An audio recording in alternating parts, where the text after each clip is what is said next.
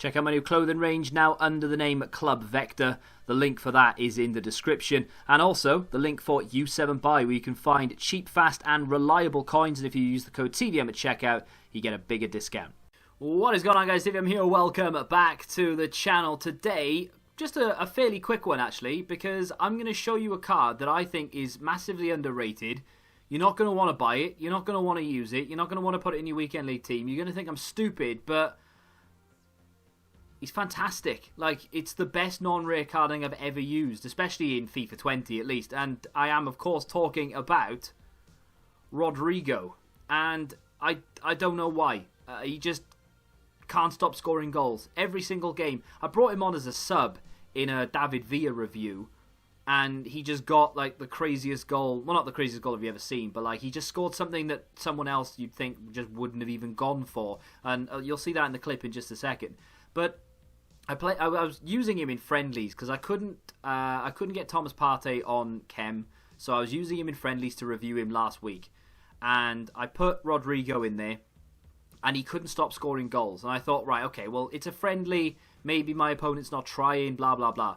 So I went into rivals, and he got better. He scored more goals. And I've used him on my Road to Glory account a little bit here or there, bringing him on as a sub. And again, he just scores goals. The guy cannot be stopped. He's got 74 finishing. He's got, what else has he got? 44 strength, 74 finishing. His passing is horrendous. His ball control is not that great. His reactions are 77, which is not great.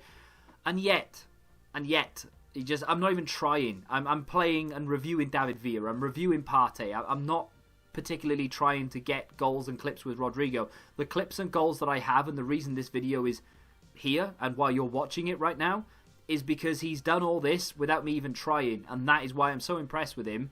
It's worth shouting about. I put an artist chem style on him because I was very unhappy with the passing and I was very unhappy with the agility. Not very unhappy, but I wanted more agility and I wanted much better ball control and dribbling skill. And the artist chem style isn't a chem style I would necessarily recommend for him because it doesn't really make an awful lot of sense.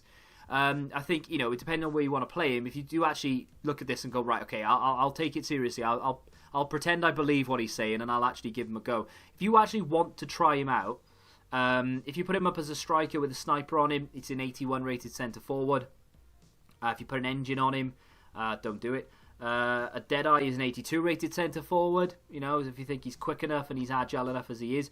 I mean, you've got options here or there, but I mean, ultimately, whatever you give him, it ain't going to help him tremendously. A Maestro would make a lot of sense because you get good shot power and long shots. You get a nice boost to agility, reactions, which is important. The dribbling goes up as well. And of course, you do help that short passing. So, in fairness, the Maestro is probably a better chem style than the Artist. But I just threw it on there because Artists are cheap. If I don't have chem styles on players, you'll notice that most of them have artists. I just want to try and boost something. And because artists are like 200 coins, it just makes sense to just give someone that just for a few games. But yeah, without any further ado, let's get into the gameplay. So I thought I'd show you the kind of teams we were coming up against. So, you know, they're not like the best teams in the world. He's got a couple of dodgy defenders in there, but he does have icons. He's got flashback cards.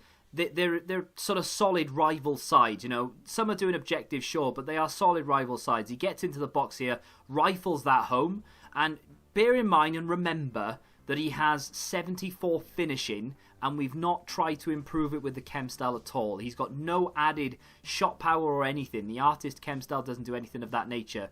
So Walcott gets it here, plays it into Rodrigo. Lovely touch inside, manages to somehow get the ball back again. This time the keeper saves it and Salah puts it home. But he's in there, he's causing problems, and that's exactly what he does. I can't explain it right, and it's not that I'm saying he's the best card in the game. Great touch around the defender, he's in on goal.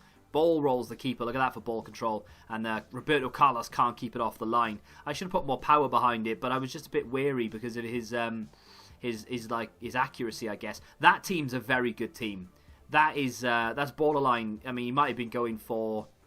Oh no, this came out before the Premier League milestone. I was filming this before the Premier League milestone, so he wouldn't have been going for any objective, really, unless maybe a first owner team. But ultimately, like I said, I wouldn't say that this is the best card I've ever used, or that everyone needs to rush out and get it because he's actually Messi in disguise.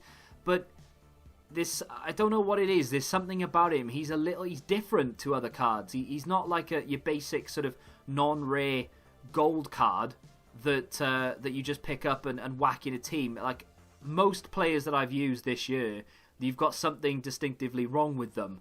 This card, however, for whatever reason, just seems to work.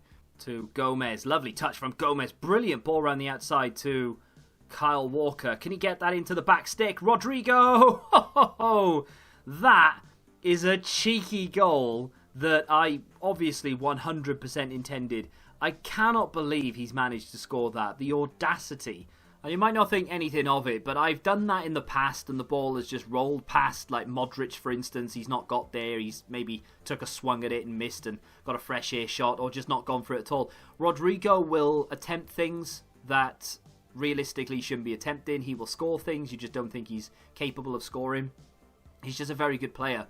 And for a non-rare gold, and I've been up front with you, I've not said the best card in the game or anything, but the best non-rare that I've used this year, definitely. And I can't think of another non-rare in any other FIFA that I've played that I've gone, do you know what, I've actually really enjoyed myself there. I bring him on if I need a goal. Like, that's the kind of guy he is. I don't know. I don't begin to try and explain why. I just love the fact that it works, and he's actually a very good card. Like I said, with an artist, he's better in terms of mobility and things, but maybe the Maestro would be a better chem style for him. And I'll try that out going forward. But even with an artist on him, I've had a lot of fun. He's 1,000 coins. Bring him on as a sub and just see what he can do.